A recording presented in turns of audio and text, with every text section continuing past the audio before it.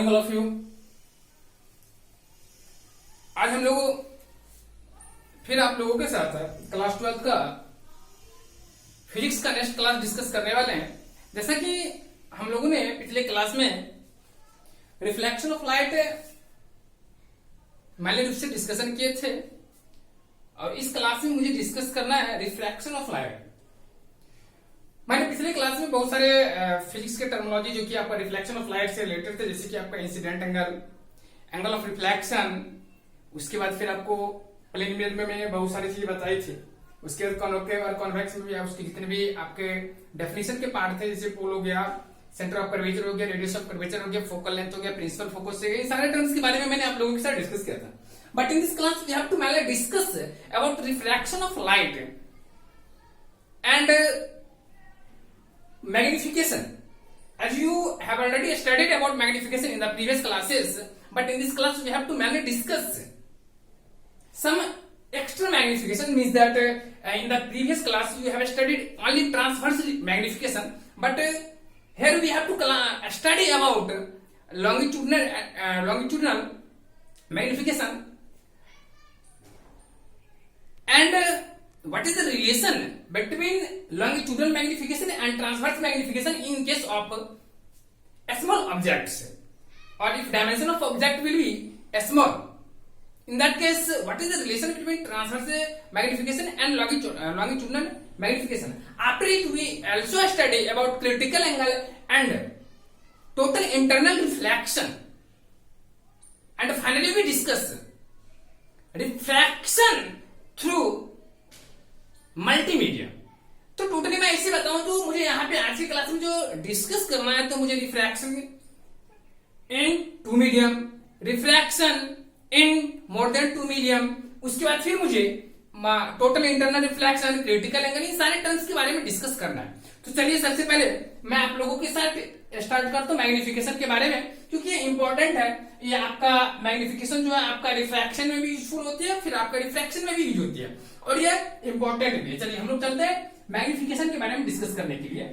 What is magnification? देखिए magnification क्या होता है कि जैसे कि आप लोग जानते होंगे कि अगर मैं कॉन्केव मिरर की बात करूं, तो कॉन्केव मिरर में क्या होता है कि ऑब्जेक्ट को हम अगर पोल के, मतलब कॉन्केव मिरर में पोल के लेफ्ट साइड में अगर कहीं भी रखते हैं, जस्ट लाइक अगर मैं बताऊं कि अगर मैं ऑब्जेक्ट को सेंटर ऑफ कर्वेचर पे रखता हूं तो इमेज भी सेंटर ऑफ कर्वेचर पे बनती है।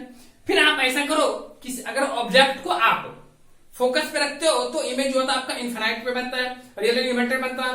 अब तो इस केस में मेरा यहाँ पे सवाल ये रही होती है कि हम कैसे बोलेंगे कि किसका जब इमेज बनती है तो ऑब्जेक्ट के रिस्पेक्ट में इमेज छोटा बनता है कि बड़ा बनता है। तो इस ऑब्जेक्ट और इमेज के डायमेंशन के बीच का जो रिलेशन है ना, इस कभी छोटा कभी बड़ा जो बनती है, इस चीज को रिलेशन को शो करता है मैग्निफिकेशन। बट मैग्निफिकेशन दो तरह के मैन्युअल रूप से होते हैं, एक और भी होते हैं लेकिन आप लोग के सिलेबस में नहीं है। तो यहाँ पे मैग्निफिकेशन दो तरह के होते हैं, एक आपका ट्रांसवर्स मैग्निफिकेशन है, दूसरा होता है लॉन्गिट्यूडिनल मैग्निफिकेशन। बट मुझे जो यहाँ पे डिस्कस करना है वो ओनली ट्रांसवर्स मैग्निफिकेशन का एंड लॉन्गिट्यूडिनल मैग्निफिकेशन का डिस्कस करना। तो सबसे पहले मैं मैग्निफिकेशन को ही डिफाइन करता हूं। तो मैग्निफिकेशन जो होता है ना, लिख लीजिए आप पहले, इट इज, पहले तो आप इसको जैसे कि क्लास 10th में आप लोग अगर पढ़ेंगे तो मैग्निफिकेशन का डेफिनेशन ही यही लिख देता है, it is defined as height of object, it is defined as height of image divided by height of object. तो ये दोनों का जो रेशियो होता है ना, ये आपको मैग्निफिकेशन डिफाइन कर देता है। बट इन एक्चुअली में ये आपका ट्रांसवर्स मैग्निफिकेशन होता है। तो आप ऐसे बोले कि मैग्निफिकेशन को डिफाइन नहीं करके आप ऐसा लिखे, it is the relation between dimension of object and dimension of image,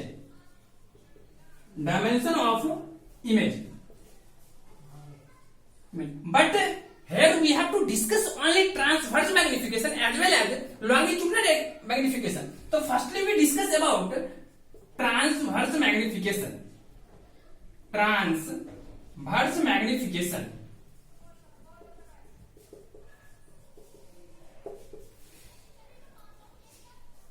लिखिए आप लोग, it is defined as it is defined as the ratio of height of image to the height of object. Generally it is denoted by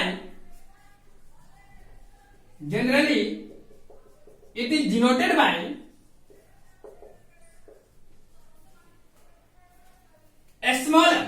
तो हम लोग क्या करते हैं कि ट्रांसवर्स मैग्निफिकेशन को जनरली क्या करते हैं, स्मॉल m से डिनोट करते हैं. और स्मॉल ये जो आपका ट्रांसवर्स मैग्निफिकेशन हो गया, तो यहाँ पे आप देख सकते हैं कि it is defined as the ratio of height of image to the height of object. तो इसका मतलब अगर मैं हाइट ऑफ इमेज को, that is if we write height of image as HI, ये मेरा यहाँ पे क्या हो गया, सब्सक्रिप्ट हो गया HI, इसके नीचे में मैंने देखा इसको सब्सक्रिप्ट बोलते हैं, HI divided by H not. इसको आप जीरो भी पढ़ सकते हैं और नॉट भी पढ़ सकते हैं. तो HI divided by H not, it represents height of image while H not represents height of object. तो ये जो हुआ आपका मैग्निफिकेशन, जो आपका ट्रांसवर्स मैग्निफिकेशन है, इसका डेफिनेशन है m is equal to HI not HI divided by H not. Here we observe that dimension, that means unit of HI means that height of object का अगर यूनिट हम लोग ले तो डेफिनेटली से हम लोग मीटर या सेंटीमीटर लेंगे. सिमिलरली आपका यहाँ भी होगा, तो यहाँ पे क्या होगा, ये दोनों कैंसिल आउट हो जाएंगे. In that case we can say that unit of magnification is nothing. that means हम लोग बोल सकते हैं कि ये जो आपका मैग्निफिकेशन है ये डायमेंशनलेस फिजिकल क्वांटिटी है. तो यहाँ पे m बराबर जो HI अपॉन H नॉट होता. आप इसको और बाद में मैं इसको अगले क्लास में फिर डीपली आपको बताऊंगा, तो उसको अगर आप रिलेट करोगे तो माइनस v अपॉन u भी आता है, ये इसी के बराबर होता है. जब आप प्रूव करोगे तो आपका ये रिलेशन मिलेगी. तो कुल मिलाकर के आप लोग याद रखेंगे कि ट्रांसवर्स मैग्निफिकेशन जो है आपका, that means small m, that will be HI divided by H naught is equal to minus v upon u. तो कुल मिलाकर के आप यहां से कह सकते हो कि m is equal to HI divided by H naught, that will be minus v upon u. ये आपका जो रिलेशन है, ये आपका ट्रांसवर्स मैग्निफिकेशन का ये आपका डेफिनेशन हो गया. इस चीज को आप लोग याद रखेंगे. चलिए, तो अब हम लोग चलते हैं नेक्स्ट क्लास में, जिसमें नेक्स्ट कंसेप्ट में जो कि आपका है लॉन्गिट्यूडनल मैग्निफिकेशन. तो हम लोग सबसे पहले उसको डिफाइन करते हैं कि what is longitudinal magnification.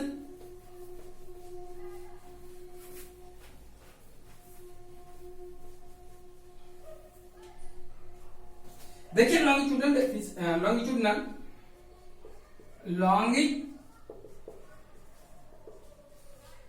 Magnification, देखिए इसका क्या डेफिनेशन होता है.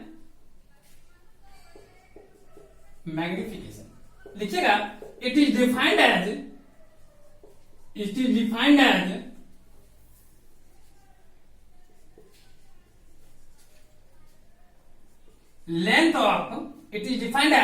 length of image to the length of object. That is, अगर मैं लॉन्गिट्यूडनल मैग्निफिकेशन को स्मॉल ml से डिनोट करें, तो ये स्मॉल ml का ये आपका सबस्क्रिप्ट है, याद रखेंगे. तो स्मॉल ml बराबर हम लोग बोल सकते हैं, यहाँ पे क्या है, हाँ, लेंथ ऑफ इमेज. तो लेंथ ऑफ इमेज है ना, तो इसको आप लोग अगर ऐसे डिनोट करें तो आप लिख ही लीजिए, लेंथ ऑफ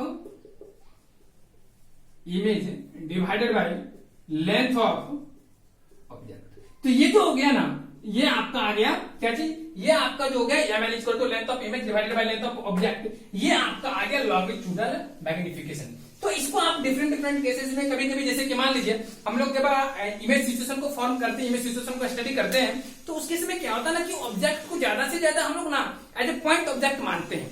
अगर हम ऑब्जेक्ट को बड़ा मानेंगे तो डेफिनेटली उसकी कुछ ना कुछ हाइट होगी, उसकी कुछ ना कुछ डायमेंशन होगी. तो डायमेंशन के केस में क्या करते हैं कि अगर हम डायमेंशन अगर हम लोग लेते हैं, दैट मींस उसका लेंथ लेते हैं, उसकी ब्रेथ को लेते हैं, तो अगर मैं लेंथ कहूंगा तो वहां पे हाइट जो थी जस्ट लाइक लेंथ की तरह हम लोग ट्रीट करते हैं. तो इन दैट केस हम लोग क्या करते हैं कि उसको लॉन्गिट्यूडनल मैग्निफिकेशन को डिफाइन करते हैं, जो कि आपका length of image divided by length of object होता है. तो ये तो एक तरह का मैग्निफिकेशन है. So it is also unitless physical quantity. और इसके बाद अगर मैं बात करूं इसके बारे में, तो लॉन्गिट्यूडनल मैग्निफिकेशन ही होगी. अब जो आती है ये क्या होता है इसको हम लोग देखते हैं। फिर एक थोड़ा सा दोनों के बीच में रिलेशन क्या, ये इंपॉर्टेंट है क्योंकि एग्जामिनेशन में जो है ना बराबर ये चीजें पूछती रहती है। तो याद रखना आप लोग कि for small objects longitudinal magnification is equal to square of the transverse magnification. तो ये एक इंपॉर्टेंट रिलेशन है, मैनी टाइम्स आपका एग्जामिनेशन में ये जो है ना पूछा जाता है ऑब्जेक्टिव में खास करके। तो इस बात को आप लोग याद रखेंगे कि जब ऑब्जेक्ट काफी छोटा हो तो उस केस में जो उसकी लॉन्गिट्यूडनल मैग्निफिकेशन होती है वो उसके ट्रांसवर्स मैग्निफिकेशन के स्क्वायर के बराबर होता है। मैं इन सारी चीजों को मैं आपको प्रूफ करके दिखाऊंगा कि कब कैसे ये कैसे होती है, इन सारी चीज को मैं आपको बताऊंगा। चलिए, तो इसके बाद जो है हम लोग आगे का टर्म्स लेते हैं। आगे का कंसेप्ट क्या है वो है, देखिएगा हम लोग को जो आज पर्टिकुलर डिस्कस करना है इस क्लास में वो है आपका रिफ्रैक्शन। तो रिफ्रैक्शन क्या होता है इस चीज को मैं सबसे पहले एक्सप्लेन करता हूं। जैसा कि आप लोगों को मैंने पढ़ाया था रिफ्लेक्शन में कि when light ray incident from any medium to the surface of any substance, तो किसी भी सबस्टांस की किसी भी मटेरियल के सरफेस पे जब वो पड़ती है तो मैंने बोला कि some energy is absorbed by surface, some of them will be transmitted through the material, but a lot of energy is reflected in same medium.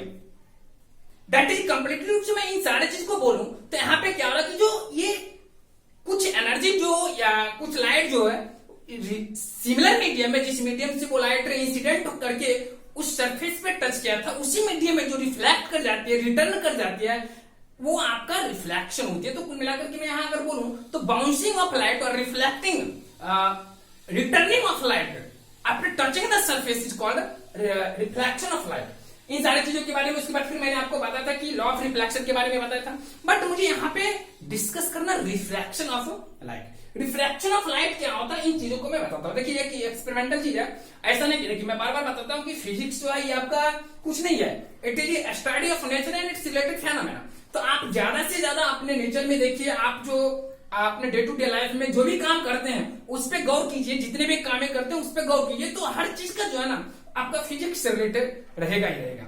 आप कोई भी काम करें, देखिए बहुत ही कम ऐसी चीजें कंसेप्ट होती है जो आपका माइक्रोस्कोपी लेवल होती है, और अगर आप पहले विजुअल लेवल पे आप अगर मैं किसी ऑब्जेक्ट को इजिली समझ पाते हैं, किसी फेनोमेना को इजिली समझ पाते हैं जो आपको विजुअल है, तो आप धीरे धीरे माइक्रोस्कोपिक लेवल की बातें को भी आप समझ सकते हैं आसानी से। तो यहाँ पे क्या है कि रिफ्रैक्शन क्या है, मैं आपको एक नेक्स्ट क्लास में बताऊंगा इसका एक्सपेरिमेंट करके कि कैसे रिफ्रैक्शन एग्जिस्ट करता है। तो मैं सबसे पहले रिफ्रैक्शन का आपको मैं डेफिनेशन देता हूं, आप लोग समझेंगे कि रिफ्रैक्शन क्या होती है। देखिए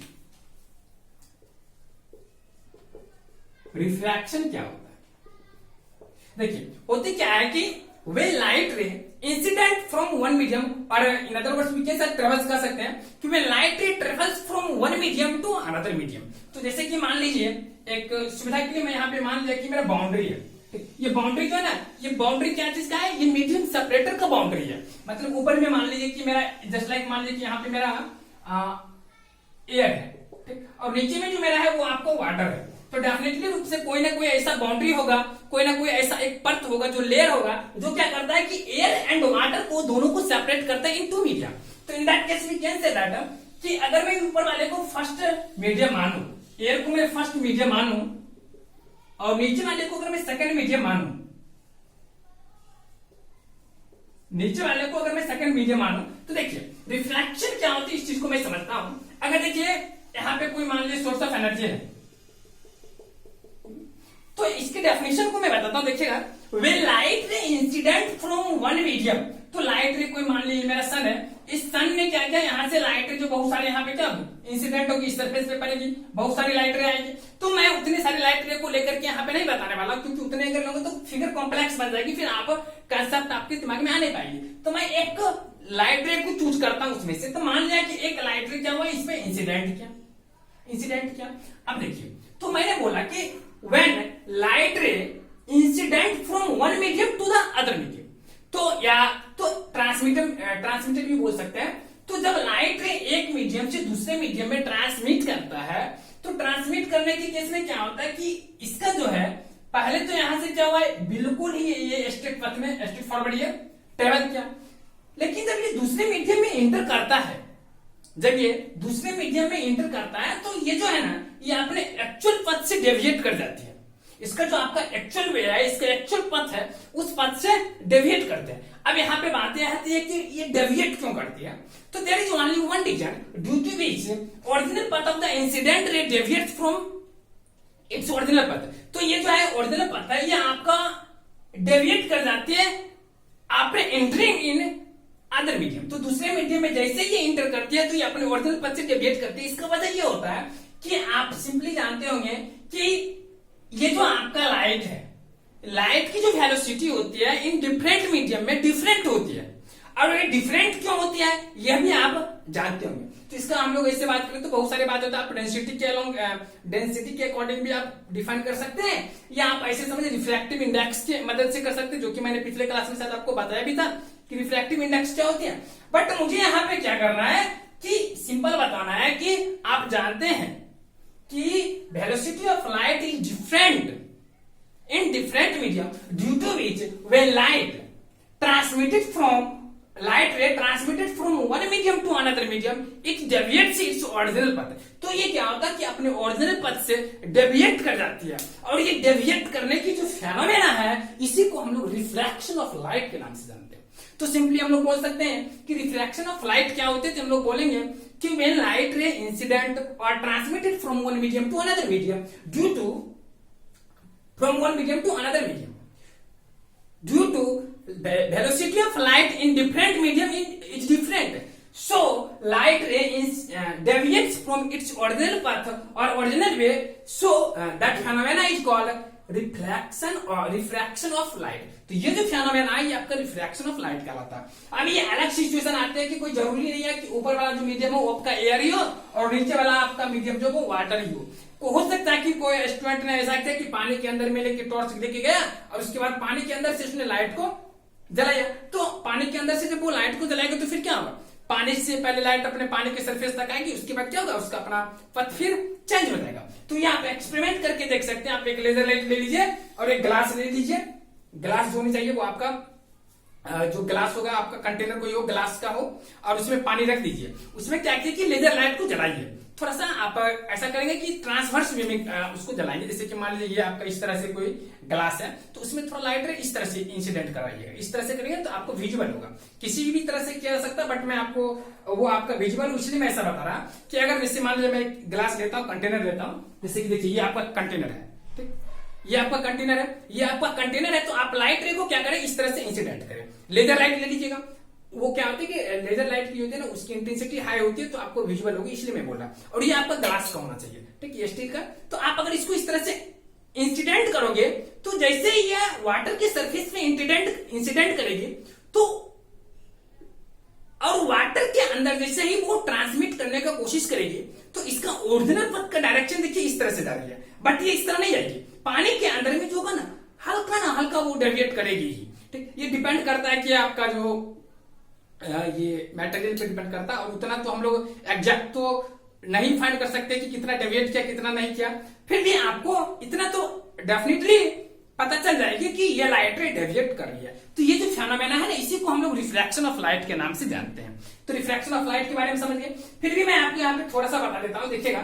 तो यहाँ पे क्या है कि अगर मैं मान लिया कि ये सन ये सोर्स ऑफ एनर्जी है और यहाँ पे आपका फर्स्ट मीडियम एयर है, सेकंड मीडियम आपका वाटर है, तो मैं light ray incident from one medium to another medium, तो डेफिनेटली ये डेविएट करेगा। डेविएट करने का भी दो कंडीशन होता है। ऐसा भी हो सकता है कि आपका जो मीडियम हो, ये आपका फर्स्ट केस हो गया। दूसरा मीडियम देखिएगा, मान लीजिए ऊपर में आपका वाटर हो, ये आपका फर्स्ट मीडियम हो, और नीचे में आपका एयर हो, और इस केस में अगर लाइट रे इंसिडेंट करेंगे from one medium to another medium तो देयर also exist डेविएशन। तो इस केस में किस तरह से डेविएशन होगी उसके बारे में चर्चा करेंगे। तो सबसे पहले मैंने यहाँ पे कहते हैं कि कोई ना कोई नॉर्मल यहाँ पे ड्रॉ कर लेते हैं। तो नॉर्मल हम लोग क्यों ड्रॉ करते हैं, इसके बारे में मैंने पीछे की क्लास में भी डिस्कस किया था कि नॉर्मल हम लोग इसलिए ड्रॉ करते हैं ताकि हम लोग यहाँ से इजिली मेजर कर सकते हैं कि किस तरह से कितने एंगल से जो ये आपका इंसिडेंट रे डेविएट कर रहा है, रिफ्रैक्ट कर रही है, इन सारी चीजों को मेजरमेंट करने के लिए हम लोग जस्ट लाइक रेफरेंस लाइन है। जिस तरह से हम लोग कोऑर्डिनेट ज्योमेट्री में पढ़ते हैं ना कि किसी भी पॉइंट को एग्जैक्ट फाइंड करने के लिए कहा है हम लोग two mutually perpendicular straight line लेते हैं, तो सिमिलर भी हम लोग यहाँ पे यही चीज करते हैं। तो यहाँ पे देख सकते हैं कि लाइट जब from one medium to another medium में ट्रांसमिट किया, तो यहाँ पे जानते हैं कि वाटर में जो लाइट की वेलोसिटी होती है एक रिस्पेक्ट में क्या होती है, बहुत कम होती है। तो बहुत कम होती है जिसकी वजह से क्या होता है कि ये जो लाइट रे है ये आपका डेविएट करेगा। अब डेविएट किस तरह से करता है ये चीज हम लोगों को यहाँ पे पढ़ना है। डेविएशन जो होता है ना, मैं आपको मैथमेटिकली भी इस चीज को एक्सप्रेस करके दिखाऊंगा कि रियल में ये कैसे डेविएट होता है। तो अभी तत्काल के लिए आप लोग क्या करें कि इसको समझ लें, ऐसे याद कर ले कि जब लाइट रे, ये जो फर्स्ट मीडियम है ये एयर है, तो जिस मीडियम में लाइट की वेलोसिटी कम होती है वो आपका रेयरर कहलाता है, और जिसमें ज्यादा उल्टा बोल दिया मैंने, जिस मीडियम में लाइट की वेलोसिटी कम होता है वो आपका डेंसर कहलाता है, और जिस मीडियम में ज्यादा होता है वो आपका रेयरर कहलाता है। तो इस दोनों मीडियम को अगर मैं बात करूं, इस दोनों को कंपेयर करें, तो एयर में ज्यादा होता है और वाटर में कम होता है। इसका मतलब ये मीडियम जो है आपका डेंसर है और ये मीडियम मेरा क्या है, रेयरर है। और सिमिलरली यहाँ पे अगर मैं वाटर की बात करूं तो ये मेरा डेंसर मीडियम हो गया और ये मेरा क्या हो गया, रेयरर मीडियम हो गया। तो यहाँ पे क्या आता है कि रिफ्लेक्शन में क्या होगा, रिफ्लेक्शन में वे light is transmitted from one medium to another medium, while first medium will be rarer and second medium be denser. In that case light ray bends toward normal. ये जो मेरा नॉर्मल, इसको मैं नॉर्मल कहता हूं, इसको क्या कहता हूं, नॉर्मल, और ये भी मेरा नॉर्मल होता है। तो इसका मतलब हुआ कि जब लाइट रे ना आपका रेयर मीडियम से डेंसर मीडियम में जब वो ट्रांसमिट करता है तो वो क्या होता है ना कि वो आपका नॉर्मल की तरफ बेंड कर जाता है।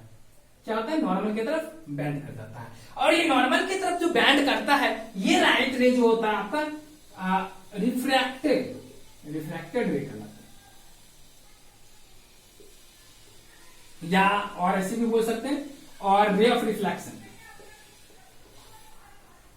लिखा जाता है हमारे पास, रे ऑफ रिफ्लेक्शन। और ये जो आपका सिमिलर में यहाँ पे है, तो इस बात को आप लोग याद रखेंगे कि ये जो है आपका रिफ्लेक्शन में, सिंपली इस बात को बार बार एग्जामिनेशन में कई बार पूछा गया है ये ऑब्जेक्टिव में, कि when light ray transmitted from one medium to another medium, या आप इसको कह सकते हैं कि when light ray transmits from rare medium to denser medium, in that case light ray bends towards normal, while if light ray transmits from denser medium to rarer medium, in that case light ray goes away from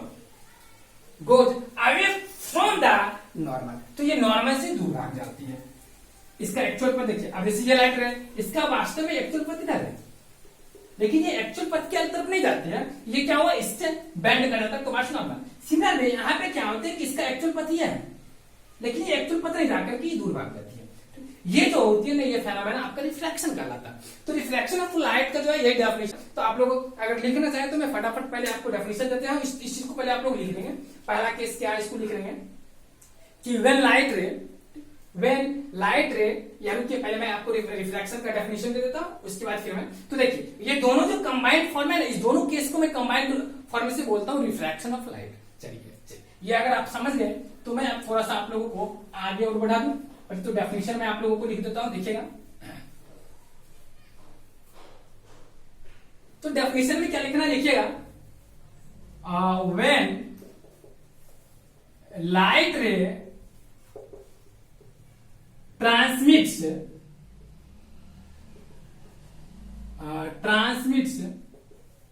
from one medium to another medium, from one medium to another medium, then due to velocity of light, due to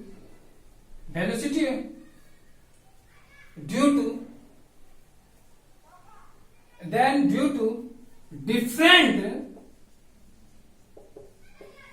velocity of light in different medium, in different medium, in different medium,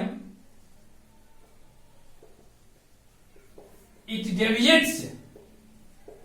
deviates from its original path.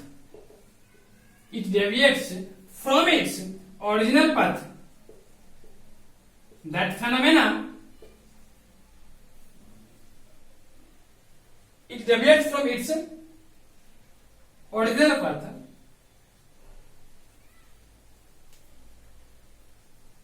Deviation of, या ऐसे directly लिख सकते हैं, this phenomena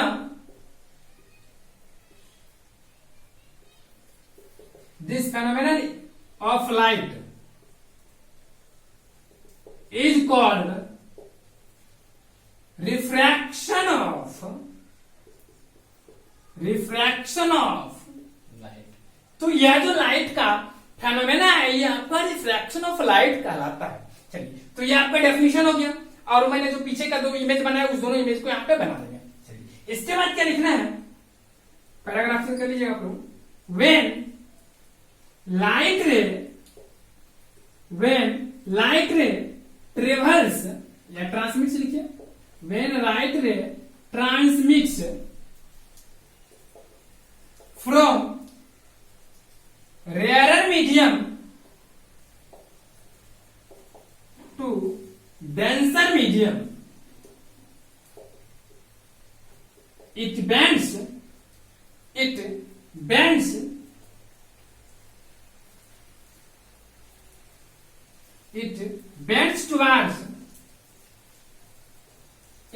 towards normal,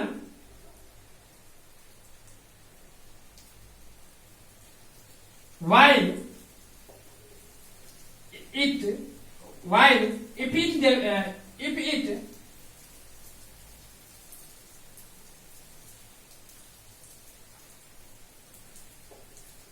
transmits from, ऊपर वाला मिटा लेते हम लोग, from denser medium to rarer medium,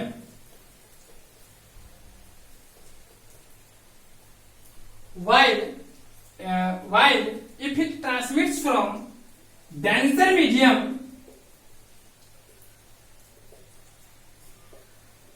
to rarer medium, it goes away from the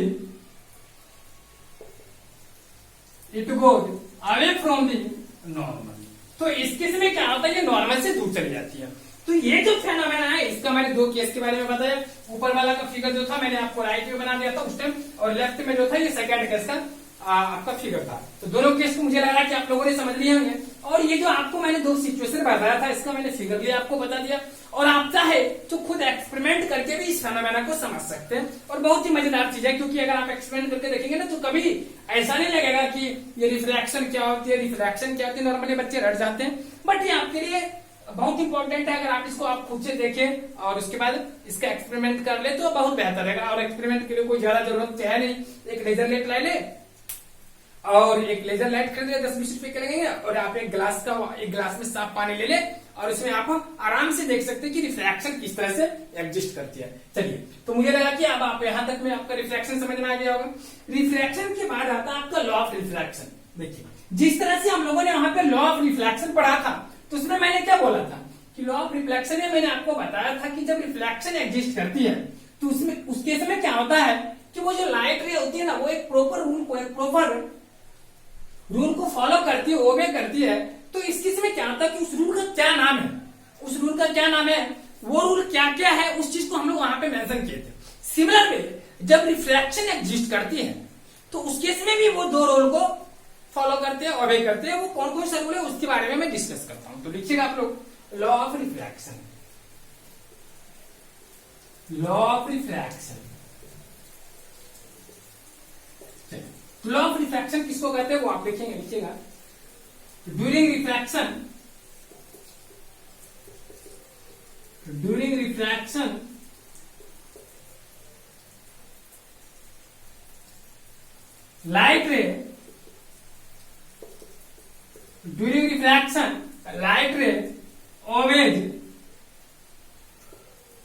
basic law, to basic laws which are known as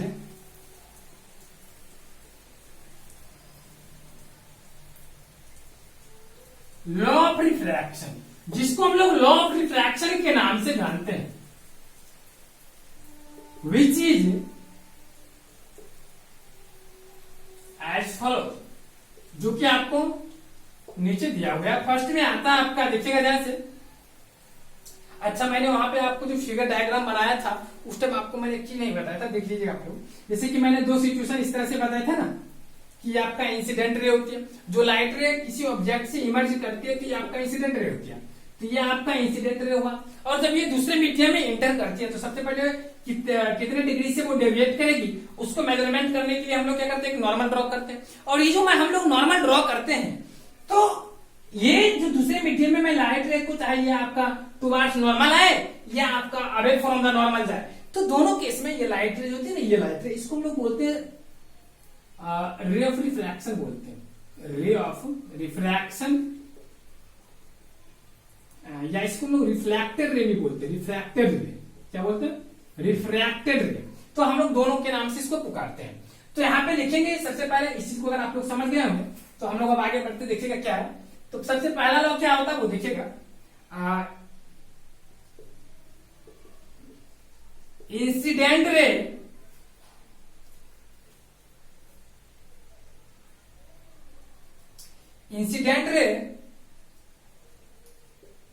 refracted ray and normal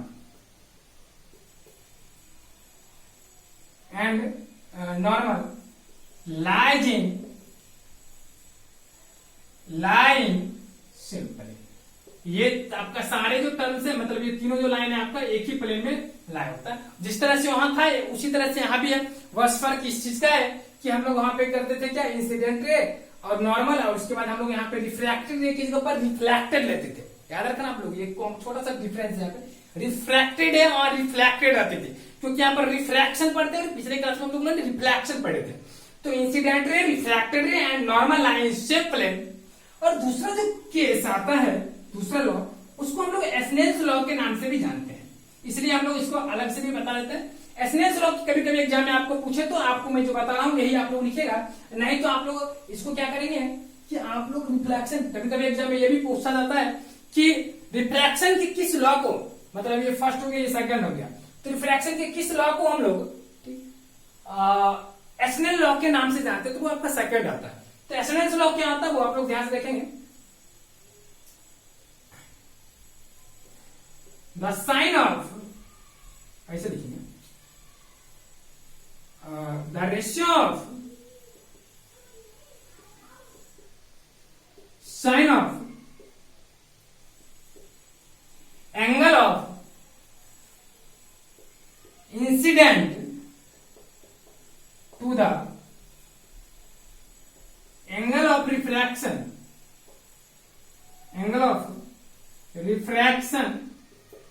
is constant,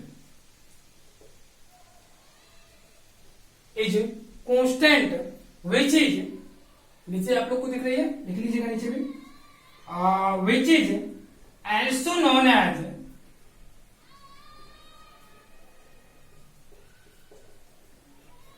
refractive index,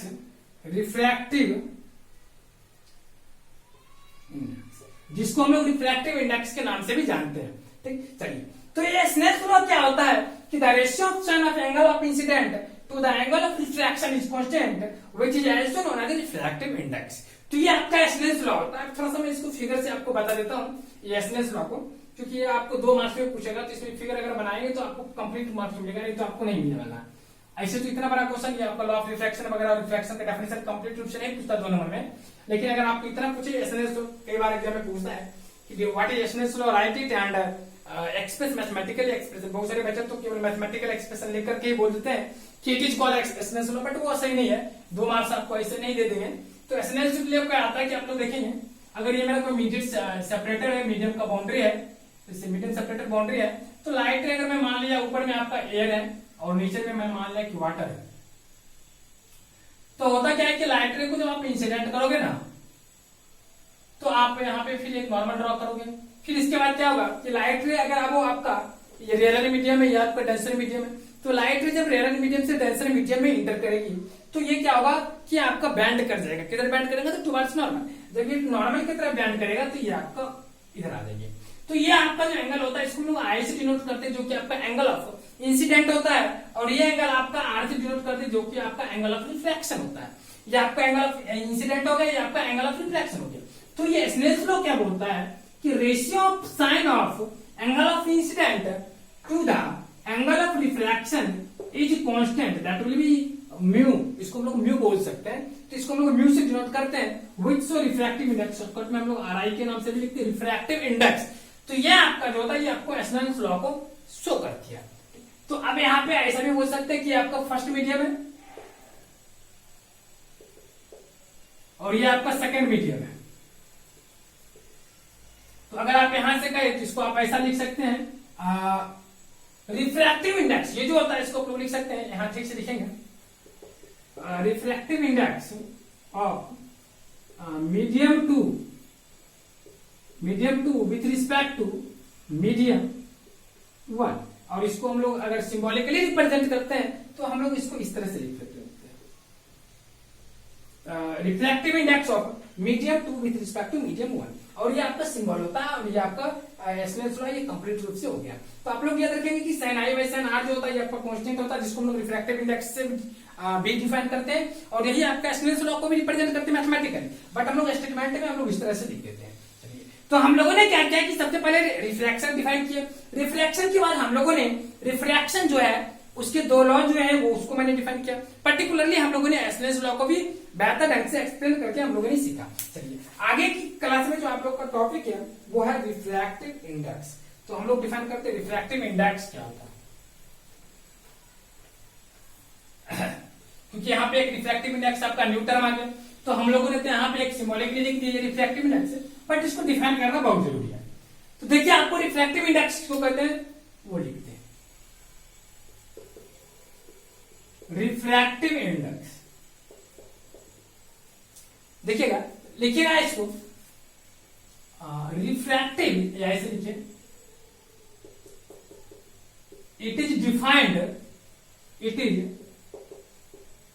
defined as the velocity of light. It is defined as the ratio of velocity of light in vacuum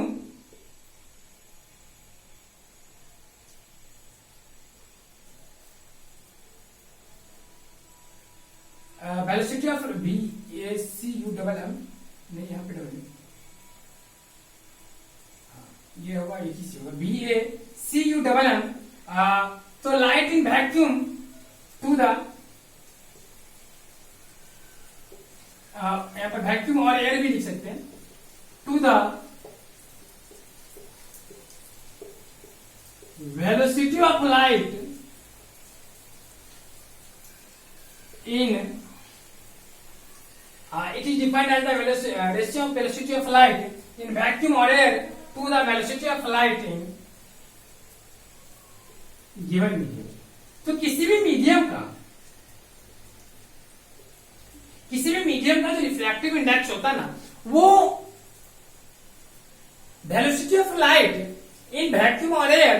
तो इसको अगर मैं refractive index को अगर मैं इस तरह से लिखूं, रिफ्रैक्टिव इंडेक्स जो डिफाइन होती है वेलोसिटी ऑफ सी नॉट जो रिप्रेजेंट करते हैं velocity of light in vacuum बोलिए या एयर बोलिए, और divided by velocity of light in medium, जो आपका मीडियम दिया है उसमें।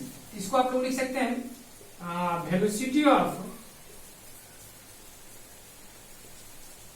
लाइट इन वैक्यूम और एयर। तो वैक्यूम का आप लोग इस तरीके देख लेंगे, हो सकता है मिसस्प्रिंट होगा। देखिए उसके बाद ये जो होता है आपका velocity of light in medium. तो ये आपका किसी मीडियम में जो है आपका वेलोसिटी ऑफ लाइट हो जाता है। तो कुल मिलाकर के जो रिफ्रैक्टिव इंडेक्स का डेफिनेशन है बस इतना सा है कि वेलोसिटी ऑफ जो आपका रिफ्रैक्टिव इंडेक्स जो होता है ये आपका ratio velocity of light in vacuum और air to the velocity of light in given medium होता है। तो इस तरह से इसका होगा। तो यहाँ पे फिर देख रहे हैं कि ये क्या है, ratio of same physical quantity, so refractive index is unitless physical quantity. तो हम लोग इसलिए बोलते हैं कि रिफ्रैक्टिव इंडेक्स का कोई यूनिट वगैरह नहीं होती है, ये यूनिटलेस फिजिकल क्वांटिटी है। चलिए अब यहाँ पे एक दो इंपॉर्टेंट बात याद रखेंगे कि किसी भी फिजिकल क्वांटिटी, यहाँ पे किसी भी मीडियम का जब हम रिफ्रैक्टिव इंडेक्स निकालते हैं तो वो वास्तव में क्या शो करता है, हम लोग यहां पे ये सीखेंगे। देखिए किसी भी मीडियम का अगर आप रिफ्रैक्टिव इंडेक्स निकालते हो तो वो शो करता है कि वेलोसिटी ऑफ लाइट में, वेलोसिटी ऑफ लाइट जो वैक्यूम में या एयर में है। देखिए वैसे तो वेलोसिटी ऑफ लाइट सबसे ज्यादा आपका वैक्यूम में होती है, बट एयर और वैक्यूम में बहुत ही छोटा मार्जिन होता है, इसलिए हम लोग दोनों को कभी कभी बराबर भी लिख देते हैं। यही वजह है कि हम लोग एयर में जो होता है वही लिख देते हैं जो आपका वैक्यूम में लिखते हैं, 3 × 10⁸ मीटर पर सेकंड, दोनों सेम ही होता है। तो रिफ्रैक्टिव इंडेक्स जो होता है ना, आपको अगर RI that means refractive index C0/cm है, तो अगर हम यहाँ पे किसी मीडियम का रिफ्रैक्टिव इंडेक्स की बात करते हैं तो बस कुछ नहीं यहाँ पे बात ये करते हैं कि उस मीडियम का रिफ्रैक्टिव इंडेक्स वेलोसिटी ऑफ जो आपका जो रिफ्रैक्टिव इंडेक्स होती है वो ये शो करती है कि वेलोसिटी ऑफ लाइट जो है और velocity of light in medium में जो है और वैक्यूम में जो है उस दोनों के बीच में कितने का मल्टीपल है, वो कितने का एक दूसरे का मतलब 2 गुना 4 गुना 1.5 गुना, ये कितने का मल्टीपल है, इस चीज को हम लोग यहाँ पे शो करते हैं। ठीक, तो दोनों के वेलोसिटी का कंपैरिजन करते हैं और कुछ नहीं करते, यानी कि कुछ और ज्यादा चीज है। रिफ्रैक्टिव इंडेक्स बहुत बड़ा डेफिनेशन टर्म है, कुछ अलग टर्म ऐसा कुछ नहीं है। कि जैसे मान लीजिए कि आपका एक सिंपल सी बात मैं बताता हूँ, जैसे मान लीजिए वेलोसिटी ऑफ लाइट कि जैसे मैं बताता हूँ आपको, जैसे वेलोसिटी ऑफ लाइट एयर में जो आपका आता है या वैक्यूम में 3 × 10⁸ मीटर पर सेकंड आता है, वही आप किसी और मीडियम में लेंगे तो आपको अलग आएगा। तो अलग आएगा, तो इस केस में मेरा यहाँ पे सवाल ये उठती है कि दोनों के बीच में कितने का रेशियो है, दोनों का कंपैरिजन करते हैं जो कि आपको रिफ्रैक्टिव इंडेक्स ही डिफाइन करता है। चलिए तो ये आपका नेक्स्ट टर्म हो गया। फिर आपका आता है, कभी कभी एग्जाम में पूछ जाता है, इस बात को आप लोग याद रखेंगे, जैसे कि क्वेश्चन में देता हूँ आप लोग देखिएगा 2 नंबर में कभी कभी एग्जाम में पूछ जाता है, इसलिए इससे भी समझना जरूरी है। तो ये क्या है, एक नया टर्म दिखेगा आप लोग, बहुत बार यह बोर्ड में पूछा गया है। देखिए ये क्या है कि अगर मैं बोलूंगा कि रिफ्रैक्टिव, जैसे कि मैं आपको एक सवाल देता हूं, देखिएगा, इफ ऐसे सोचिए, what do you mean by refractive index of water, refractive index of water is 4/3 या इसको लोग 1.33 बोलते हैं। इसका मतलब क्या समझते हो, what do you mean by refractive index of water is 4/3 और 1.33। तो इसका मतलब आप लोग क्या समझते हैं, ये क्या चीज है। तो यहाँ पे मैं आपको बताता हूँ, ये कुछ नहीं है, ध्यान से देखिए आप लोग। तो जैसे कि मैं मान लू कि ये आपका जो रिफ्रैक्टिव इंडेक्स है ये आपका जानता है कि C0/cm होता है, दैट इंप्लाइज दैट ये रिफ्रैक्टिव इंडेक्स कितना है 4/3। तो 4/3 इज इक्वल टू क्या आ गया, C0/cm। तो यहां से कर सकते हैं cm इज इक्वल टू क्या हो गया आपका 3/4 इंटू C0। तो इसका मतलब ये हुआ कि जो मीडियम आपका है वाटर में जो वेलोसिटी ऑफ लाइट है वो 3/4 टाइम्स जो है आपका क्या है, वो velocity of light in vacuum और एयर है। तो यही चीज जो होता है ना आपका रिफ्रैक्टिव इंडेक्स शो करता है। तो कई बार एग्जामिनेशन में पूछा गया, तो इस तरह से आप लोग बना ले। थोड़ा सा मैथमेटिकल 2 स्टेप का इसको आप आगे बढ़ा ले और आराम से लिख करके बता दे कि यही शो करता है, और उसी को थोड़ा लैंग्वेज में लिख देंगे तो और भी आपका क्लियरिटी पता चलेगा। चलिए तो अब हम लोग का क्या हो गया, रिफ्रैक्टिव इंडेक्स आप लोग समझ गए क्या होता है। चलिए इसके बाद हम लोग लेते हैं कि रिफ्रैक्टिव इंडेक्स कोई जरूरी तो नहीं है कि आपका मीडियम, पहला मीडियम आपका एयर ही होगा या वैक्यूम भी होगा, हो सकता है कि आपका मीडियम चेंज हो जाए। मान लीजिए कि अगर आपका लाइट रे ट्रांसमिट करता है फ्रॉम, आपका जो लाइट रे ट्रांसमिट करेगा वो मान लीजिए कि आपका from glass to water transmit कर जाए, या आपको वाटर टू ग्लास ट्रांसमिट कर जाए, या आपका वाटर टू डायमंड ट्रांसमिट कर जाए। तो इन सारे केस में क्या क्या हो सकते हैं, इन सारे चीज में मैं अब यहाँ इसके लिए पर्टिकुलर आपको रिफ्रैक्टिव इंडेक्स डिफाइन करता हूं। देखिएगा रिफ्रैक्टिव इंडेक्स आप लोग देखिएगा, रिफ्रैक्टिव इंडेक्स फॉर मल्टीमीडिया, देखिए मल्टीमीडिया यहां पे क्या है इसको देखिएगा। जैसे कि मान लीजिए मेरा कोई मीडियम सेपरेटर है और ये मेरा कोई मीडियम है, ठीक, तो इसका कुछ ना कुछ रिफ्रैक्टिव इंडेक्स होगा μ1। अब देखिएगा ध्यान से,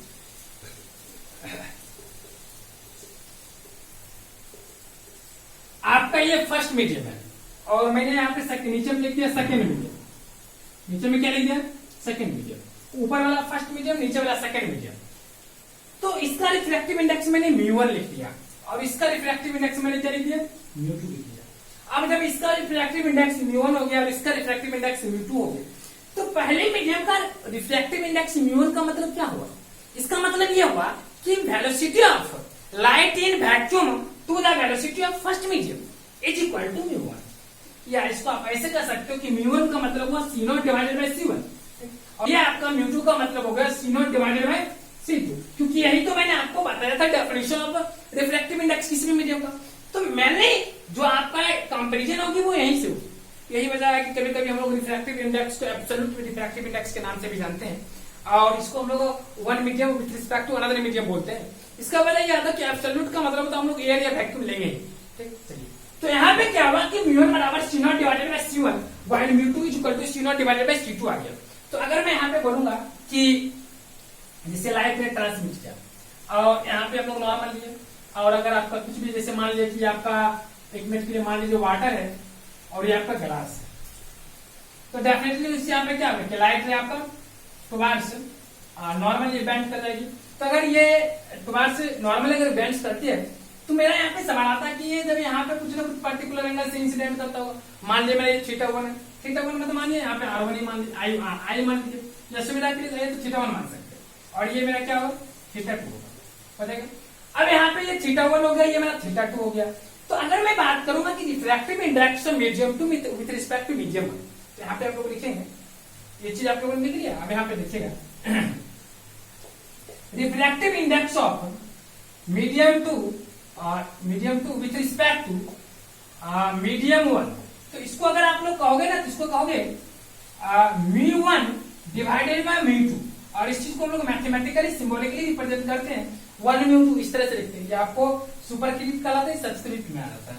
फिर इसी चीज को अगर मैं कहूं, अच्छा इसको पहले इधर लिख देते हैं, इसके बराबर ये फिर ये। अब इस μ1 को क्या कहते हैं C1 divided by C0 divided by C1, और μ2 को बोल सकते हैं C0 डिवाइडेड बाय C2। इस केस में ये दोनों कैंसिल हो गया तो क्या आ गया C2 डिवाइडेड बाय C1, तो ये आ गया। अब जो ये आपका μ1 अपॉन μ2 इक्वल टू क्या हुआ C2 अपॉन C1। तो ये जो रिफ्रैक्टिव इंडेक्स ऑफ मीडियम 2 आ गया विद रिस्पेक्ट टू मीडियम क्या हो गया C2 डिवाइडेड बाय C1। तो इससे मैथमेटिकल एक्सप्रेशन को याद रखेंगे, कभी कभी इस सिंबल से क्वेश्चन अरेंज कर देता था खुद में। देखिएगा refractive index of medium 2 with respect to medium 1 के केस में क्या हुआ कि ये दोनों 1 और 2 एक दूसरे को रिवर्स कर दिया, C2 ऊपर कर गया C1 नीचे आ गया। लेकिन याद रखेंगे C2 C1 ऊपर नीचे गया, ना कि μ2 μ1 ऊपर नीचे गया। ये उल्टा पुल्टा कभी कभी एग्जाम में बच्चे ठीक कर देते हैं। इस बात को आप लोग लिखेंगे, याद रखेंगे refractive index of medium 2 with respect to medium 1 is equal to 1 μ2 is equal to μ1 upon μ2 is equal to C2 upon C1, जो कि मैंने लास्ट एक्सप्रेशन लगाया।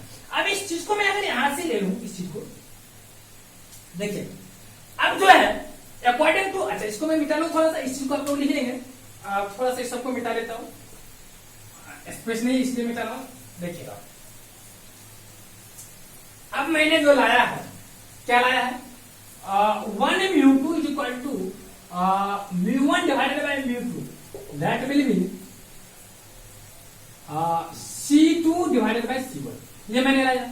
अगर मैं यहाँ पे इस बात को कहूं, देखिए ये मेरा एंगल कौन सा है, ये एंगल ऑफ रिफ्रैक्शन है, एंगल ऑफ इंसिडेंट है, और ये आपका कौन सा एंगल है, ये आपका एंगल ऑफ रिफ्रैक्शन है। तो कुल मिलाकर के अगर मैं यहाँ पे एसनेल्स लॉ लागू करूं तो मैं कह सकता हूं कि ये जो रिफ्रैक्टिव इंडेक्स है ये मेरा क्या है sin θ1 डिवाइडेड बाय sin θ2 के बराबर है। अब ये बात आप लोग याद रखेंगे, क्योंकि देखिए θ1 जो है वो आपका एंगल ऑफ इंसिडेंट है, थीटा 2 जो है आपको एंगल ऑफ रिफ्रैक्शन है। तो मैंने स्नेल्स लॉ को डिफाइन किया था कि it is defined as the, या it states that angle of ratio of angle of incident to the angle of refraction is constant, that is also called refractive index, जिसको हम लोग refractive index के term से भी देते। अब देखिए यह 1 mu2 equal to mu1 upon mu2 equal to c2 upon c1, that will be sin θ1 divided by sin θ2 के बराबर होगा। अगर मैं इस चीज को जो है आपका, ये पहले इस दोनों को लेता हूं, तो इस दोनों को अगर मैं यहां से कर सकता हूं mu1 c1 equal to mu2 c2। आगे सिमिलरली अगर मैं इस दोनों को एक साथ लूं, सारे बराबर है तो मैं ले सकता हूं, तो यहां से मुझे क्या मिलेगा, mu1 sin θ1 equal to mu2 sin θ2। आगे तो ये जो हो गया, आपको मैंने पर्टिकुलर 2 मीडियम लेकर के आपको एक्सप्लेन किया था। लेकिन आपको मैं बता दूं, अगर यहाँ पे कोई तीसरा मीडियम भी आप ले लेंगे, अगर आप यहाँ पे कोई तीसरा मीडियम भी ले लेते हैं, तो इस केस में भी ये सही हो जाएगा। अगर मान लीजिए कि मैंने यहाँ पे ये इंसिडेंट के लिए आपको कोई तीसरा मीडियम, यहाँ पे मैंने क्या लिया था, ग्लास, वाटर, और मैंने यहाँ पे ग्लास ले लिया, और मान लीजिए फिर मैंने यहाँ पे वाटर ही ले लिया, तो इस केस में जो लाइट रे होगी ना, यहाँ पे बना, फिर मैं यहाँ पे नॉर्मल ड्रॉ करूंगा, उसके बाद इसको मैं ट्रांसमिट कराऊंगा। तो एक चीज मैं बता देना चाहता हूँ कि अगर ऊपर वाला मीडियम और नीचे वाला मीडियम, मतलब मीडियम कुछ भी हो सकता है, जरूरी नहीं है कि वाटर ग्लास वाटर ही हो। अगर इसके अलावा कुछ मान लिया, यहाँ पे डायमंड ले लिया, तो यहाँ पर क्या होगा, एक ग्लास से भी ज्यादा हार्ड होता है, मतलब डेंसर होता है, तो फिर उसमें और भी ज्यादा क्या होगा, नॉर्मल की तरफ भी बेंड कर देगा। लेकिन अगर ऊपर वाला मीडियम और नीचे वाला मीडियम सेम हो जाए, तो इस केस में जो आपका इंसिडेंट रे होती है वो पैरेलल टू फाइनल रिफ्रैक्टेड रे हो जाएगा, मतलब लास्ट मीडियम में जो रिफ्रैक्टेड रे होगा उससे वो पैरेलल हो जाता है। ये दोनों चीजें पैरेलल हो जाता है, या इसको हम लोग कभी कभी इमरजेंट रे के नाम से भी जानते हैं, बट यहाँ पे हम लोग इसलिए इमरजेंट रे का चर्चा नहीं कर रहे हैं क्योंकि ये प्रिज्म में सही होता है डिफाइन करना। तो ये चीज जो होती है ना, इसलिए याद रखिए। तो इसलिए कभी कभी हम लोग अगर general form of Snell's law कहते हैं, तो इसलिए हम लोग उसको ऐसे भी बोल सकते हैं, so in general mu1 Snell's law, इसको बोल सकते हैं mu1 sin θ1 equal to mu2 sin θ2 equal to mu3 sin θ3। इस तरह से आगे आपका बढ़ता जाएगा। तो ये आपका स्नेल्स लॉ का जो है ना, ये जनरल रूल होगा। चलिए, तो आपका ये हो गया आपका रिफ्लेक्शन का, जो आपका मल्टीमीडिया में जो होता है उस चीज को हम लोगों ने क्या एक्सप्लेनेशन कर दिया। चलिए, इसके बाद जो आप लोग का नेक्स्ट टॉपिक क्या है देखते हैं। नेक्स्ट टॉपिक जो आप लोगों का है,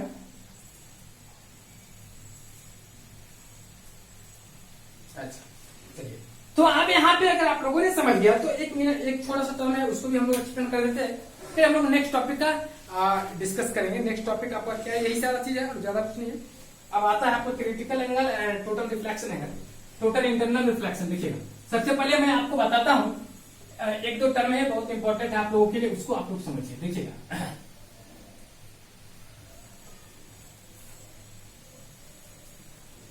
सबसे पहले मैं आपको बताना चाहूंगा, देखिएगा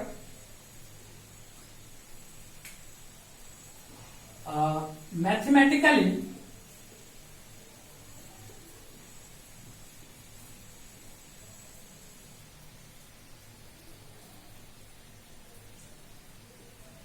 difference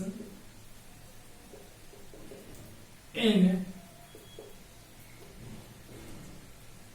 rarer and denser medium, इस दोनों में क्या डिफरेंस है, इस चीज को हम लोग शो करेंगे। देखिएगा आप लोग, तो सबसे पहले मैं देखिएगा आप लोगों को क्या बताता हूं।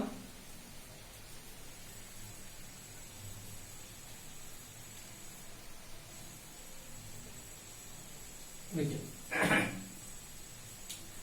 जैसा कि आप लोग देखे थे कि लाइट रे को जब हम लोग एयर से वाटर में ट्रांसमिट करवाए थे, तो लाइट रे जो था ना वो टुवर्ड्स से नॉर्मल बैंड कर दिया था। जबकि अगर मैं लाइट रे को ग्लास से एयर में ट्रांसमिट करवाते तो लाइट रे अवे फ्रॉम द नॉर्मल जा रहा था। इसका वजह क्या था, इसका वजह था रिफ्रैक्टिव इंडेक्स। अब ये रिफ्रैक्टिव इंडेक्स का वजह का मतलब क्या हुआ, यहाँ पे रिफ्रैक्टिव इंडेक्स का वजह का मतलब ये हुआ कि अगर आपका अवे फ्रॉम द नॉर्मल जाता है, तो यहाँ पे क्या बोलोगे कि पहला मीडियम जो था आपका डेंसर था, दूसरा मीडियम रेयर था। अब ये डेंसर और रेयर का मतलब होता है कि जिस मीडियम का रिफ्रैक्टिव इंडेक्स जितना ज्यादा होगा वो उतना ज्यादा डेंसर होगा। तो आप इसको लिख सकते हैं कि मोर रिफ्रैक्टिव इंडेक्स, या ऐसे लिख सकते हैं medium is more denser if its refractive index more. अगर वो जितना ज्यादा उसका रिफ्रैक्टिव इंडेक्स होगा वो उतना ज्यादा डेंसर मीडियम होगा। तो यहाँ पे क्या है कि हम लोग रिफ्रैक्टिव इंडेक्स, इसका मतलब क्या होगा कि मैं अगर बात करूं कि μ2, अगर मैं मान लिया एक मीडियम, यहाँ पे रिफ्रैक्शन को थोड़ा शो कर देता हूं आप लोग को। ये आपका नॉर्मल है, इसको मैं अगर θ1, इसको अगर मैं θ2 नाम दूं, तो अगर मैं इसको θ1 और इसको मैं θ2 के नाम से दूं, तो आप अगर यहाँ पे बात करेंगे, इसको हम लोग मीडियम 1 मान लेते हैं, इसका रिफ्रैक्टिव इंडेक्स 1, इसका रिफ्रैक्टिव इंडेक्स μ2 हो गया। अब यहाँ पे देख रहे हैं कि लाइट टुवर्ड्स नॉर्मल बेंड किया है, तो इसका मतलब यह है कि आप लोग बोल सकते हैं कि μ2 का जो रिफ्रैक्टिव इंडेक्स है μ1 से ज्यादा है। अगर μ2 का रिफ्रैक्टिव इंडेक्स μ1 से ज्यादा है तो इसका मतलब क्या है, ये जो μ2 है, तो ये जो μ2 है आपका μ2 इज ग्रेटर देन μ1। अगर μ1 को आप इधर ले आएंगे तो μ2 अपन μ1 क्या आ जाएगा, ग्रेटर देन 1 हो जाएगा। और μ2 अपन μ1 जो आपका हमने लिखा है, ये क्या चीज है, ये जो μ2 अपन μ1 है, ये आपका वही तो है जो मैंने आपको बताया था, क्या sin θ1 डिवाइडेड बाय sin θ2, क्या है sin θ1 डिवाइडेड बाय sin θ2। तो इस केस में अगर आप इसको क्रॉस मल्टीप्लाई कर लोगे तो यहाँ पे क्या होगा, sin θ1 is greater than sin θ2। याद रखेंगे, ये इजीली हम लोग मल्टीप्लाई नहीं कर सकते हैं, ये आपका थीटा जब 0 से 90 के बीच में होता है हम लोग क्रॉस मल्टीप्लाई कर देते हैं।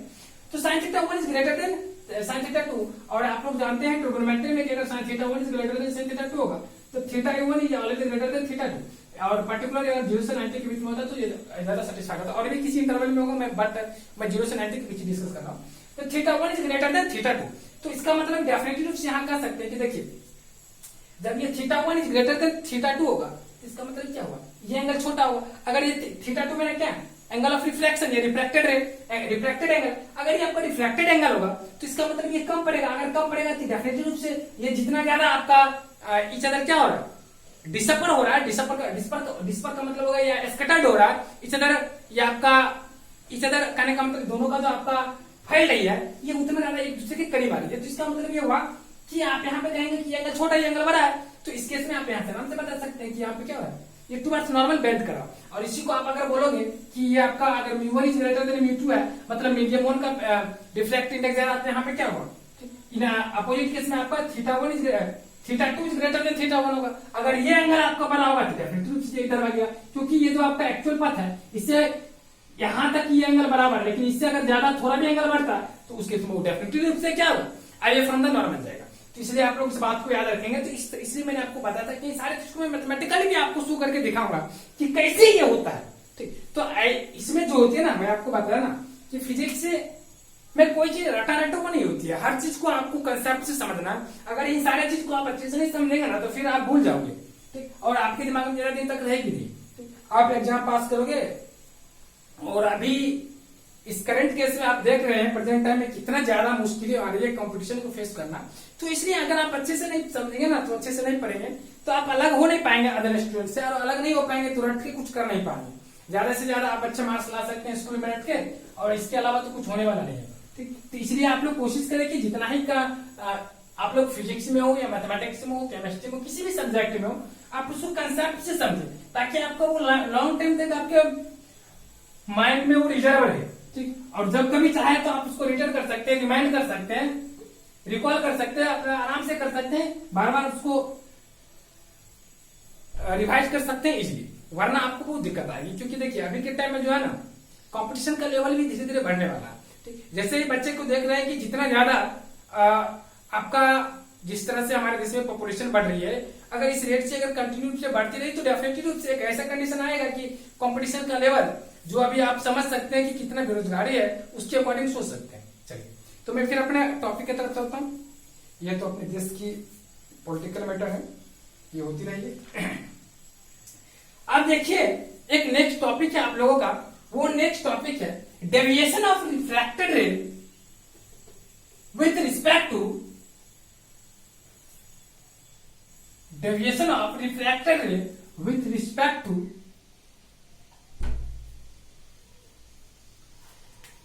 Incident ray.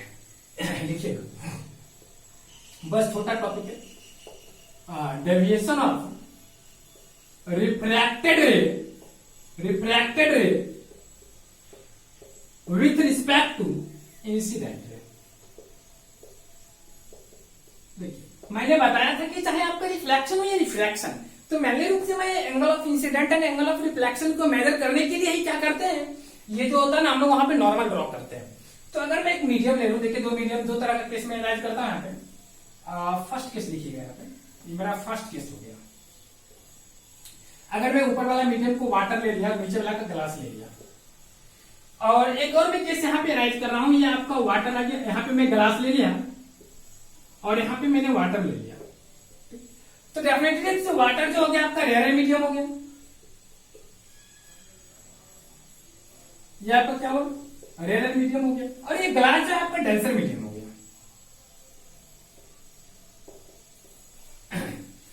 अपने इस तरह से बच्चे तरह से नहीं लिखना चाहते तो आप इसको ऐसे कर सकते हैं कि μ1 μ2, और आराम से बोल सकते हैं कि μ2 इज ग्रेटर देन μ1। और एग्जाम में देखिए जितना आप स्टैंडर्ड वर्ड लिखोगे ना, उतना ज्यादा आपके कॉपी के जो होगी ना, उतना बेहतर ढंग से मार्किंग की जाएगी। यही आप डेंसर मीडियम रेयर मीडियम नहीं लिख करके अगर μ2 इज ग्रेटर देन μ2 लिखते तो थोड़ा सा पढ़ने वाले को भी सोचना पड़ेगा ना, हाँ सही लिख रहा है और अच्छे स्टूडेंट का ये पहचान। तो यहाँ पे आप इसको भी लिख सकते हैं। यहाँ पे ये अगर आप इसको मान लिया कि आपका μ1 हो गया और ये आपका μ2 हो गया, इसको लिख लेंगे सेकंड केस। और सेकंड केस में ये आपका यहाँ पे क्या है, μ1 इज ग्रेटर देन μ2। अब देखिए लाइट रे मैंने यहां से रेयर मीडियम से डेंसर मीडियम में इंसिडेंट किया, जब ये लाइट रे रेयर मीडियम से डेंसर मीडियम में ट्रांसमिट करेगी तो यहाँ पे क्या है कि आपका क्या हुआ, रेयर मीडियम से अगर डेंसर मीडियम की तरफ वो ट्रांसमिट करती है तो इट बैंड्स टुवर्ड्स नॉर्मल, ये नॉर्मल की तरफ बैंड करेगी। और नॉर्मल की तरफ बैंड करेगी अगर मेरा ये एंगल आई है और ये एंगल मेरा आर है, जैसा कि आप जानते हैं। तो डेविएशन का मतलब क्या हुआ, डेविएशन का मतलब हुआ by how much angle, by how much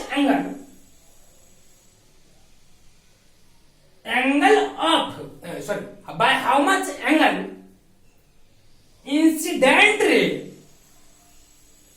deviates और increase, deviates से ब्रैकेट में लिख सकते हैं increases और decreases with respect to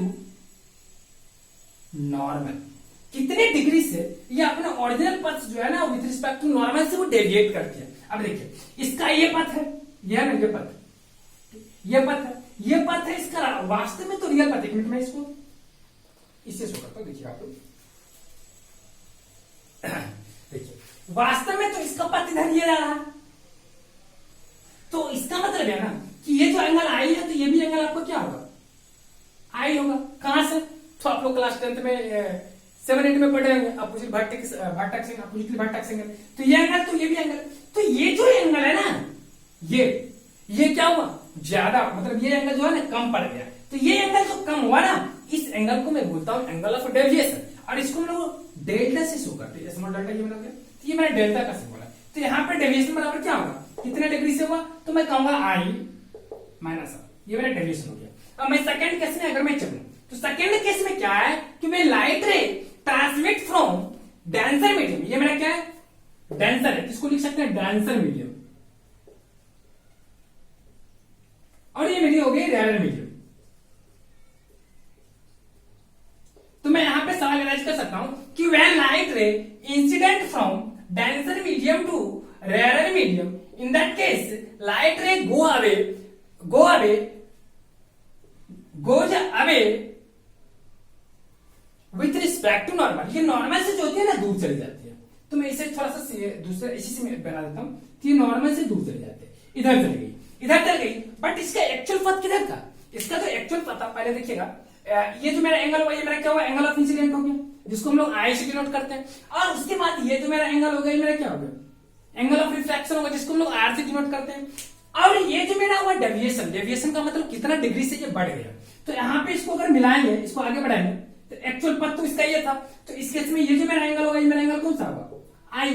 तो कितने डिग्री ये बढ़ा, तो ये एंगल मेरा बढ़ गया, तो ये मेरा क्या हुआ डेविएशन हुआ। और अगर मैं ये एंगल ऑफ डेविएशन यहाँ पे निकालने के लिए चाहूंगा डेल्टा से, तो डेल्टा बराबर में क्या होगा, आर माइनस आई होगा। यही वजह है कि मैं कंप्लीटली रूप से अगर मैं दोनों केस को कंबाइन कर दूंगा, यही दोनों में से कोई एक केस होगा, या तो light ray incident from rare medium to denser medium और denser medium to rare medium, so we can write deviation of incident ray, deviation of incident ray with respect to normal will be magnitude of i minus r, या magnitude of दोनों angle का difference बोलिए, या इसको आप reverse में लिखेंगे तो कोई दिक्कत नहीं है। ये मत लिखना, ये इंडिविजुअली ये नहीं लिखना आई माइनस आर माइनस आई, क्योंकि ये दोनों अलग अलग केस में हो सकता है। अगर एग्जाम में ऐसा पूछे ना कि when light ray transmit from rare medium to denser medium, तो उसके इसमें ये लिख सकते हैं। और अगर आपको denser medium to rare medium बोले तो आप ये लिख सकते हैं। लेकिन आपको ऐसे सिंपल बोले कि अगर वो transmit from one medium to another medium, और कहीं भी आपको डेंसर और रेयर का डिस्कशन नहीं करे, तो उस केस में आप इसमें से दोनों में से कोई एक चीज को आप लिख सकते हैं आराम से। चलिए, तो ये जो हो गया आपका डेविएशन का फॉर्मूला हो गया। तो कुल मिलाकर के आज का जो क्लास रहा कंप्लीटली रूप से आपका रिफ्रैक्शन से रिलेटेड रहा। और मैं फिर से शॉर्ट में आप लोगों को थोड़ा सा एक्सप्लेन कर देना चाहता हूं जितनी क्लास में आज मैंने आप लोगों के साथ डिस्कस किया। तो मैंने जो आज आप लोगों के साथ डिस्कस किया, बस रिफ्रैक्शन के बारे में डिस्कस किया मैंने रूप से। पहले तो मैंने आपको ये मैग्निफिकेशन के बारे में बताया। तो मैग्निफिकेशन के बारे में बताया था कि ये जो होता है ना, इसका बेसिक डेफिनेशन होता है कि ratio of height of image to the height of object. उसके बाद फिर मैंने उसको बताया था कि it is also equal to minus b upon y minus b upon you.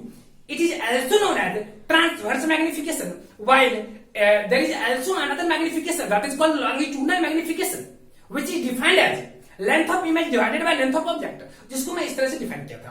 उसके बाद फिर मैंने आपको बताया था कि magnification is unitless physical quantity having no unit, तो इसका कोई यूनिट नहीं होती है। फिर मैंने इतनी चीज बताने के बाद मैं फिर आपको रिफ्रैक्शन की तरफ चला। अच्छा, एक उसमें एक और पॉइंट मैंने बताया था, for small object if object having object is small dimension, मतलब अगर ऑब्जेक्ट स्मॉल डायमेंशन छोटे डायमेंशन का ऑब्जेक्ट है, तो उस केस में मैंने बताया था लॉन्गिट्यूडिनल डायमेंशन जो होती है वो आपका ट्रांसवर्स लॉन्गिट्यूडिनल मैग्निफिकेशन जो होती है वो ट्रांसवर्स मैग्निफिकेशन के स्क्वायर के इक्वल हो जाती है। फिर मैंने आपको बताया था रिफ्रैक्शन के बारे में।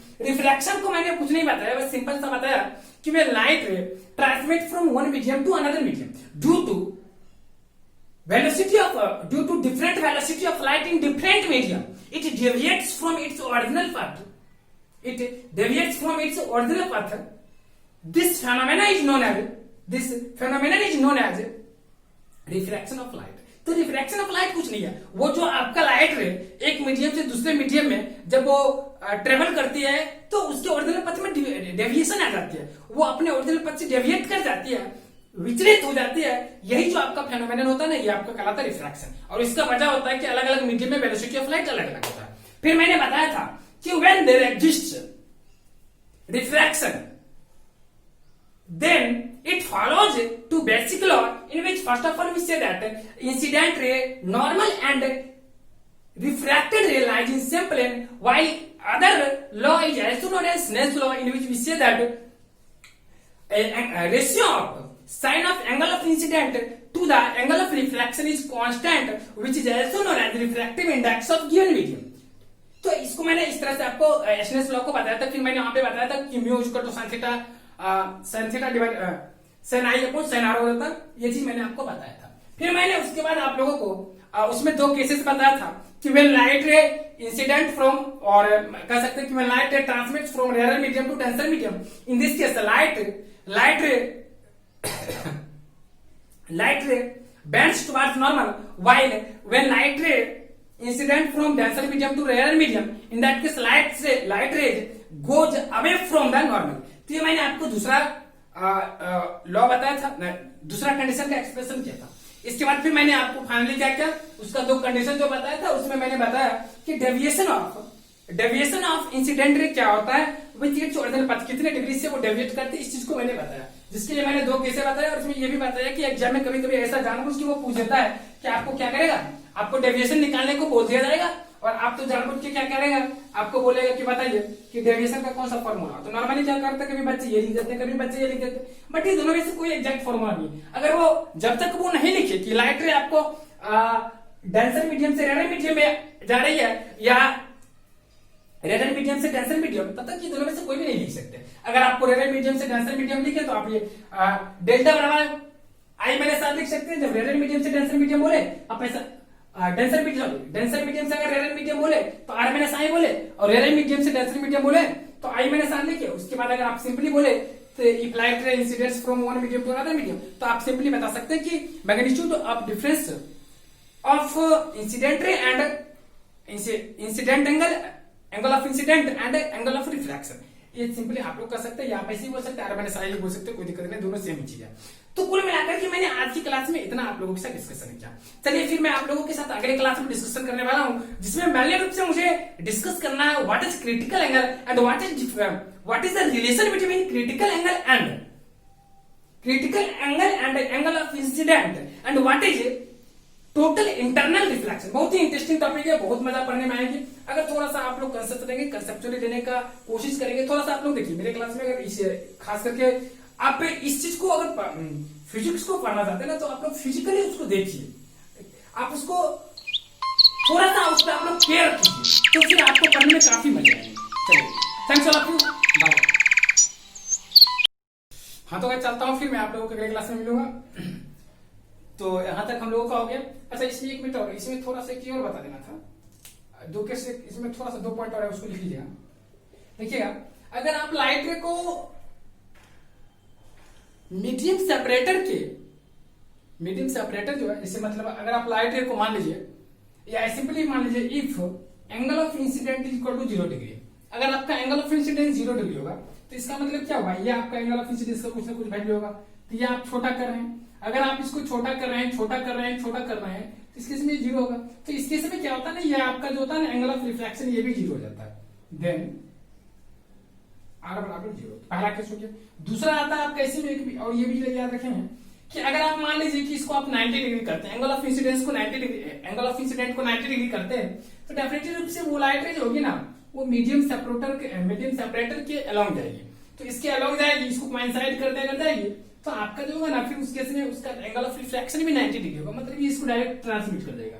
ठीक, तो इसका मतलब यहाँ पे क्या होगा कि if I is equal to π/2 then R बराबर also π/2। इस बात को याद रखिए, कभी कभी एग्जाम में ये भी पूछ देता है कि अगर I बराबर 0 डिग्री होगा तो R बराबर क्या होगा, तो 0 डिग्री होगा। अगर I बराबर π/2 होगा तो R बराबर क्या होगा, ये भी π/2 होगा। तो इस बात को आप लोग याद रखेंगे। चलिए इसी के साथ जो होता है आप लोगों का आज का क्लास हम लोग ओवर कर रहे हैं। अब नेक्स्ट क्लास में फिर हम लोग को डिस्कस करेंगे, उसमें डिस्कस करना है हम लोगों को critical angle and total internal reflection. बहुत ही मजेदार टॉपिक है, आप उसको बहुत अच्छे से एक्सपेरिमेंट कर सकते हैं, इजीली समझ सकते हैं कि टोटल इंटरनल रिफ्लेक्शन और क्रिटिकल एंगल क्या होती है, और what is the relation between critical angle and angle of incident and in different cases, मतलब अलग अलग केसेस में। जैसे कि मान लीजिए डिफरेंट केस का मतलब अगर मीडियम 1 मीडियम 2 अवेलेबल हो, अगर मीडियम 1 आपका एयर दे दे तो उस केस में क्या होगा, इन सारी चीजों के बारे में पढ़ेंगे, और कुछ थोड़ा बहुत न्यूमेरिकल्स की तरफ भी हम लोग आगे की क्लास में करेंगे। चलिए thanks all of you, bye.